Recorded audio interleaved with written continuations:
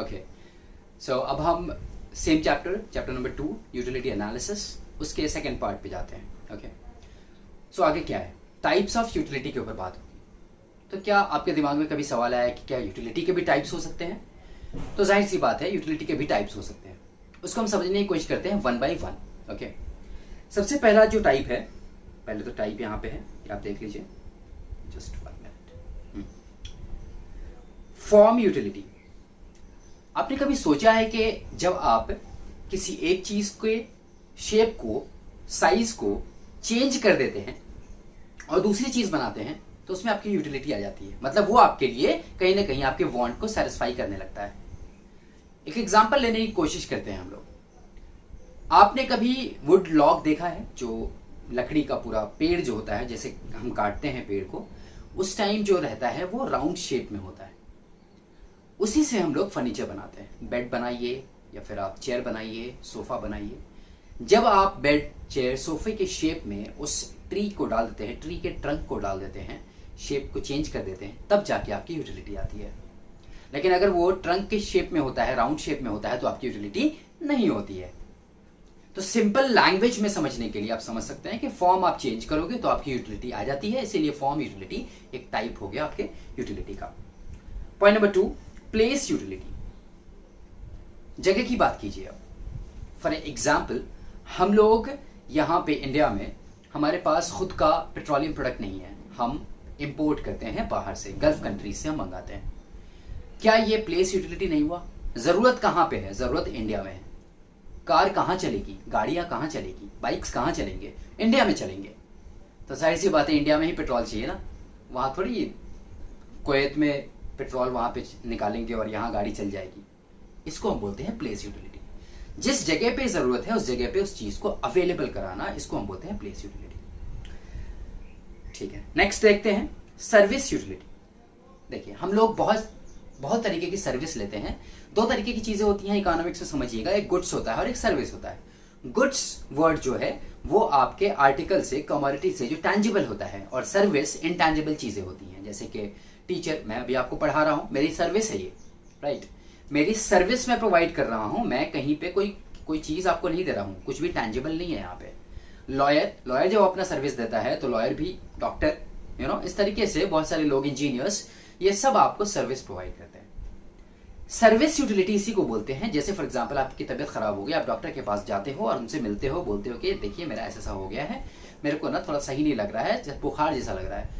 तो वो बोलेंगे अच्छा ठीक है, दवा लीजिए, वायरल है, कोई दिक्कत नहीं है, जाइए आराम से रहिए घर पे। ये सर्विस है उनकी।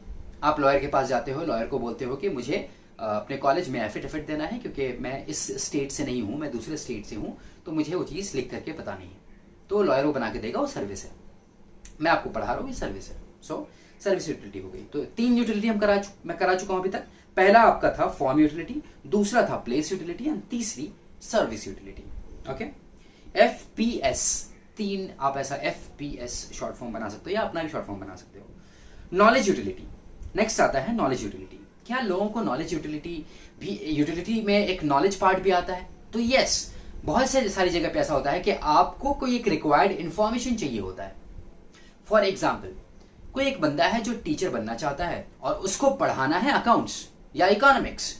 तो अगर अकाउंट्स एंड इकोनॉमिक्स की नॉलेज उसके पास नहीं होगी तो कहीं ना कहीं वो पढ़ा नहीं पाएगा। इसका मतलब यह है कि उसको वो नॉलेज गेन करना पड़ेगा, और नॉलेज गेन करने के लिए आप सोचिए कि उस रिक्वायर्ड नॉलेज, अकाउंट्स या इकोनॉमिक्स की नॉलेज का इसके मन में डिमांड है, वांट है। वो उसके वांट को सेटिस्फाई करेगा क्योंकि उसको टीचर बनना है बाद में। ऐसा तो देखते हैं यहाँ पे, when a consumer acquires knowledge about a particular product, it is called knowledge utility. For example, utility of a mobile phone or a computer increases when a person knows about its various function. क्या होता है आप समझिए। Utility, आप एक phone में utility पाते हैं, आप एक कंप्यूटर में यूटिलिटी पाते हैं, और आप बाइक में यूटिलिटी पाते हैं, लेकिन मोबाइल वगैरह में ज्यादा यूटिलिटी होती है। उसका रीजन क्या है? क्योंकि मैं चैलेंज करता हूं कि आपके पास जो भी मोबाइल होगा उसके सारे फंक्शंस आपको पता नहीं होंगे, क्योंकि कहीं ना कहीं मोबाइल जो होता है ना, वो एक कोडिंग होती है, और कोडिंग को डिकोड करने में वक्त लगता है। उसको जितना ज्यादा आप यूज करोगे उतना ज्यादा आप उसको डिकोड करोगे और समझोगे। ओके, नेक्स्ट आते हैं पोजीशन यूटिलिटी। देखिए, पोजीशन का मतलब सिंपल सा होता है, पोजीशन पजेस वर्ड से आया है, मतलब आपके पास वो चीज आ जा रही है, उसको हम बोलते हैं पोजीशन यूटिलिटी। ये किसी और के पास था पहले, है ना, मेरे पास नहीं था। जब मैंने खरीदा तब मेरे पास इसका पोजीशन आया, मेरे पास ये है अभी। तो पोजीशन यूटिलिटी की बात ऐसी होती है कि जो चीज आपने कुछ खरीदा और खरीदने के बाद जो टाइटल ट्रांसफर हुआ तो आपके पास उस चीज की पोजीशन भी आ जाती है, उसको हम बोलते हैं पोजीशन यूटिलिटी। देखते हैं जरा यहाँ पे, utility arises when the ownership of goods is transferred from one person to another. For example, transfer of goods from sellers to the buyer. मान लिया मैंने एक फ्लैट खरीदा, फ्लैट पहले किसी और के पास, किसी और के नाम से था और अब मेरे नाम से है, तो वो उसको हम पोजीशन यूटिलिटी में लिख सकते हैं। नेक्स्ट है टाइम यूटिलिटी, वक्त के हिसाब से यूटिलिटी होती है, राइट। जो मैंने एग्जांपल दिया था आपको याद होगा टाइम यूटिलिटी का, है ना। तो देखते हैं यहाँ पे, when the utility of a commodity increases with a change in its time of utilization is called time utility. For example, a student has more utility for textbook during examination than in the vacation. Same example, वही चीज है। The utility is also observed when goods are stored and used at the time of scarcity. For example, blood bank. जैसे अभी जो blood की scarcity है, आप लोग चाहें तो आप लोग डोनेट कर सकते हैं ब्लड। अगर आप वैक्सीनेशन के लिए जा रहे हैं, वैक्सीनेशन से पहले आप ब्लड डोनेट करेंगे तो ज़्यादा अच्छा होगा। ये पार्ट मैं इसलिए रख रहा हूँ कि ज़्यादा से ज़्यादा यूथ को पता चल सके ये सारी चीज़ें, और आप प्लीज़ इस पर थोड़ा गौर करें कि अगर ब्लड की स्कैसिटी हो जाती है, ऑक्सीजन ऑलरेडी स्कैस है, अगर ब्लड की स्कैसिटी आती है तो ऑन द स्पॉट लोग ख़त्म हो जाएंगे ब्लड अगर नहीं रहेगा तो इसीलिए मैं आपसे विनती करता हूं कि आप ब्लड डोनेट करें एंड उसके बाद जाकर के वैक्सीनेशन लें, और वैक्सीनेशन लेने के बाद अगर आपको सही लगे तो आप प्लाज्मा भी डोनेट कर सकते हैं। Okay, get back to studies. So time utility में हम लोग ब्लड बैंक का एग्जांपल ले लिया हम लोगों ने, वक्त के हिसाब से होता है, राइट। तो ये सारी चीज़ें आ रही हैं। सो ये इतना पार्ट था जो एक्सप्लेन किया गया आपको यूटिलिटी के बारे में। अब मैं नेक्स्ट कॉन्सेप्ट ऑफ यूटिलिटी आपको बताता हूँ, क्या मतलब होता है कॉन्सेप्ट ऑफ यूटिलिटी का। देखिए, सबसे पहली चीज ये समझनी है कि यूटिलिटी आप पढ़ चुके हैं तो आप बोलेंगे ओ भाई साहब फिर से कॉन्सेप्ट पढ़ना है, क्या मतलब इसका। तो जब आप यूटिलिटी के कॉन्सेप्ट्स को माइन्यूटली पढ़ते हैं, आप माइक्रो इकोनॉमिक्स पढ़ रहे हैं, तो माइक्रो बेसिस पे, मतलब आप बिल्कुल स्लाइसिंग मेथड करके पढ़ते हैं, तो आप समझते हैं कि इस यूटिलिटी में और भी चीजें पढ़ने को है। एक होता है मार्जिनल यूटिलिटी और दूसरा आपका टोटल यूटिलिटी। देखिए, दो चीजें यहाँ पे दे रखी हैं, एक टोटल यूटिलिटी है और एक मार्जिनल यूटिलिटी है। देखिए, टोटल यूटिलिटी का मतलब आपको समझ में आ रहा होगा, जब आप एक एग्रीगेट लेते हैं, सारी यूटिलिटी को आप ऐड करते हैं, जितना भी कंजम्पशन हुआ है उन सब की यूटिलिटी को आप ऐड करते हैं, तब जाकर के आपको टोटल यूटिलिटी मिलता है। लेकिन आप बोलेंगे कि आपने तो बोला था कि यूटिलिटी को नंबर में हम नहीं डाल सकते हैं, मजाक क्यों चल रहा है ये। जी, इकोनॉमिक्स के जो लॉ होते हैं या कॉन्सेप्ट्स होते हैं, उनको कुछ चीजें अज्यूम करके बनाया जाता है, क्योंकि मैंने आपको बोला कि ये डिफर करते हैं person to person, subjective concept होते हैं। तो सब्जेक्टिव जब होगा तो मैं कुछ और देखूंगा, वो कुछ और देखेगा, ये कुछ और देखेगा, इसीलिए कुछ चीजें अज्यूम कर दी जाती हैं और फिर जाकर के एक रिलेशन बिल्ड किया जाता है, एक थ्योरी बनाई जाती है। तो मैं ज्यादा इस पे ना बोलूं, आपको समझाऊं ज्यादा, चलिए समझते हैं। यूटिलिटी वर्ड मार्जिनल और टोटल कैसे आया। देखो, मार्जिन से मार्जिनल बना और टोटल मतलब पूरा अंबार, पूरा दृश्य, पूरी दुनिया। तो यूटिलिटी के पूरी दुनिया टोटल यूटिलिटी, मतलब जितना भी कंज्यूम किया सबकी utility.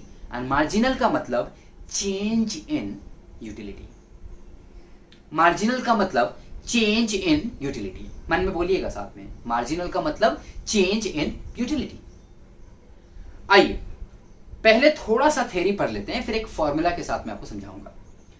Total utility refers to the aggregate of utility derive by the consumer from all units of a commodity consumed. For example, मैं अगर एप्पल खाता हूं तो जितने भी एप्पल मैंने एक टाइम पे कंज्यूम किए, ऐसा नहीं कि बीच में गैप दिया, एक ही टाइम पे, एक ही साइज के, एक ही टेस्ट के, एक ही क्वालिटी के मैंने जब कंज्यूम किया तो इसकी जितनी भी यूटिलिटी थी सबको हमने काउंट किया। काउंट करना इज अजम्पशन, ओके।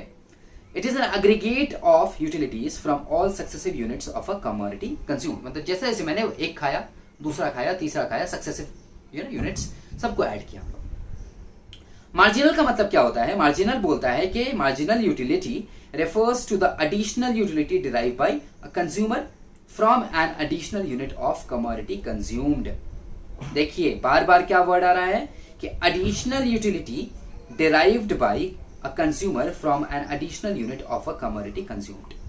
मान लिया कि आपने अभी तक 3 एप्पल खाया था, और आपकी यूटिलिटी 20 थी, 20।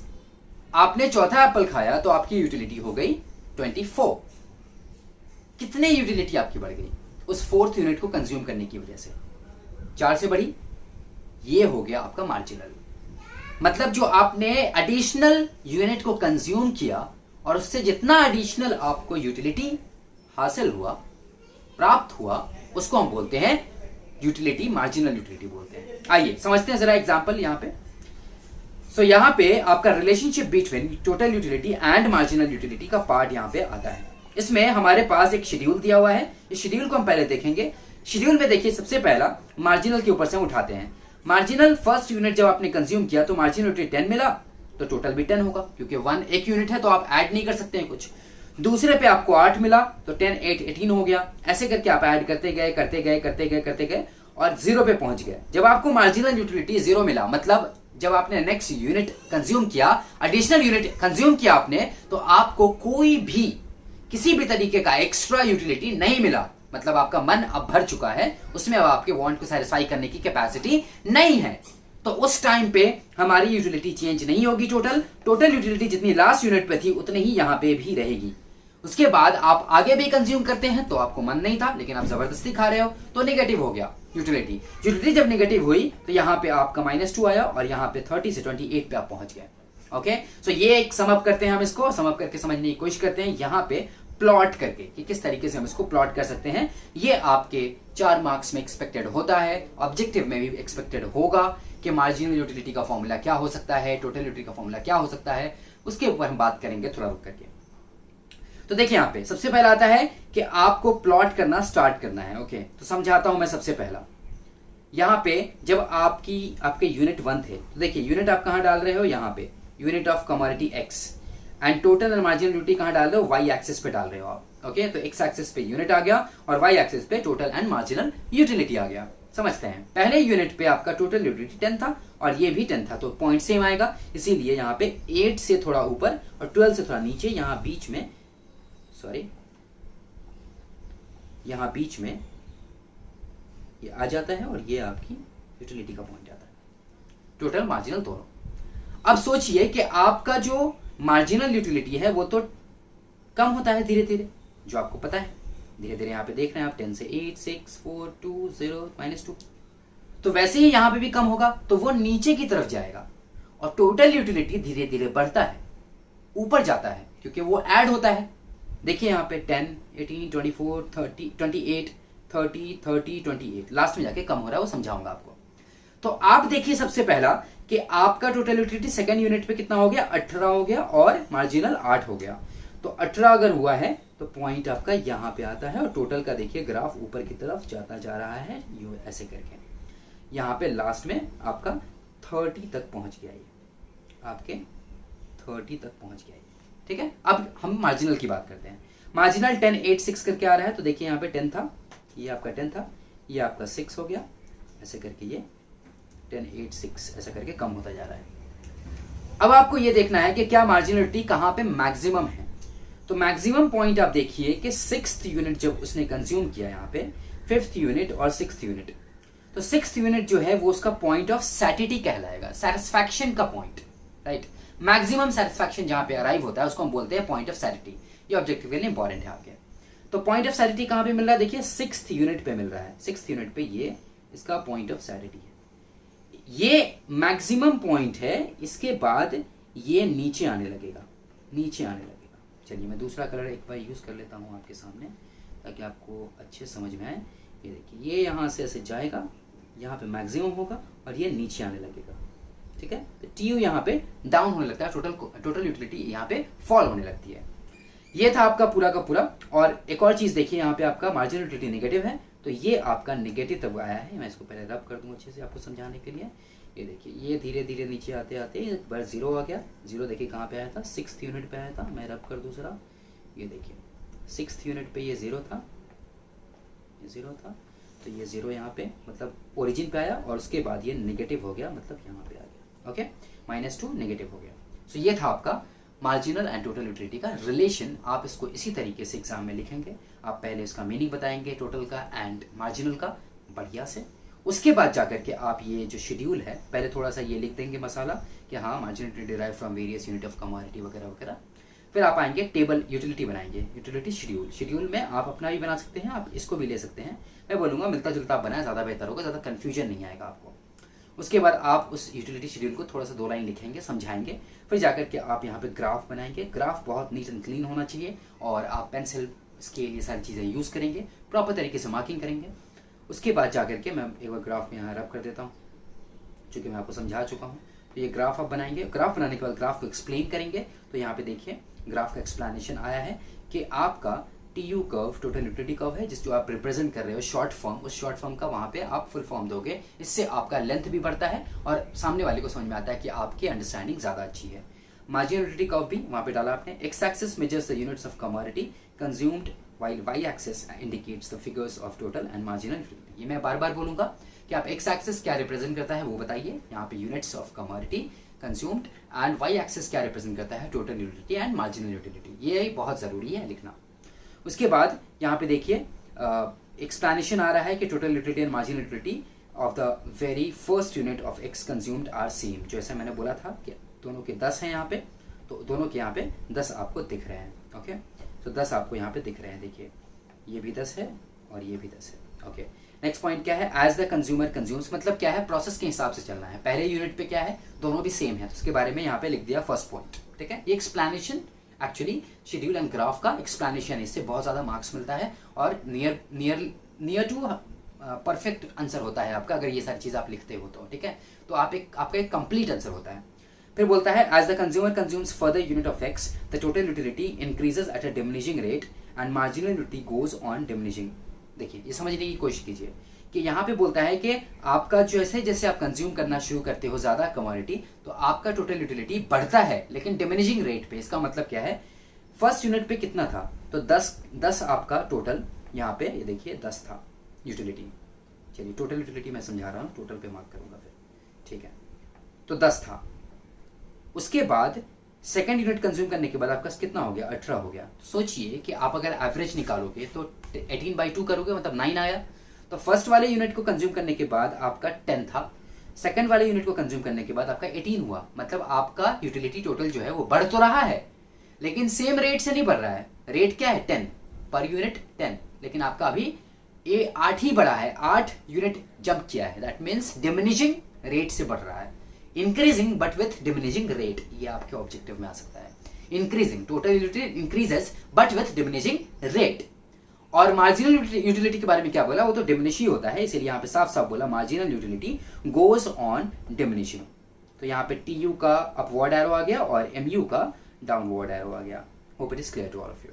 Okay, now going ahead, next point, third point पे क्या बोलता है, at a particular stage total utility reaches to its maximum and remains constant. देखिए फिर से स्टेप वाइज, पहला स्टेप क्या था कि आपको बताना था कि टोटल यूटिलिटी और मार्जिनल यूटिलिटी दोनों सेम रहेगा फर्स्ट यूनिट पे।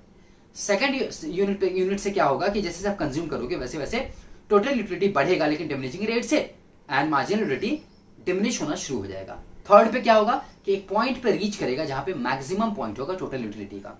अच्छा, उसी पॉइंट पे आपका मार्जिनल यूटिलिटी जो होगा वो 0 होगा, क्योंकि मार्जिन से वो चेंज होना बंद हो गया। अब वो चेंज ही नहीं हो रहा है, अगर चेंज नहीं होगा तो टोटल में ऐड नहीं होगा, और ऐड नहीं होगा तो टोटल यूटिलिटी बढ़ेगा नहीं। इसीलिए यहाँ पे क्या बोलता है, at a particular stage total utility reaches to its maximum remains constant whereas marginal utility become 0, जो मैंने आपको बताया। This is called the point of satisfaction, और इसी को हम बोलते हैं point of satisfaction, maximum satisfaction. Next point क्या बोलता है वो देखते हैं जरा, फोर्थ पॉइंट। तो बोलता है after this point any additional unit, अगर आपका मन भर चुका है, मार्जिनल यूटिलिटी से आपको 0 यूटिलिटी मिल रहा है कि मतलब आपको मजा नहीं आ रहा है खाने में, आपका 0 कंट्रीब्यूशन है यूटिलिटी का, तो अब खाओगे तो आपका मन तो एकदम अजीब हो जाएगा ना, नेगेटिव जाएगा ना। तो इसीलिए यहाँ पे अगर आपका मार्जिनल यूटिलिटी नेगेटिव होगा तो आपका टोटल यूटिलिटी नीचे गिरना शुरू होगा, क्योंकि अब आपका ऐड नहीं हो रहा है मार्जिनल यूटिलिटी, अब आपका माइनस हो रहा है। इसीलिए यहाँ पे after reaching point of satisfaction a rational consumer should stop his consumption since the maximum limit of satisfaction is reached and there is no addition to total utility by any further increase in the stock of commodity.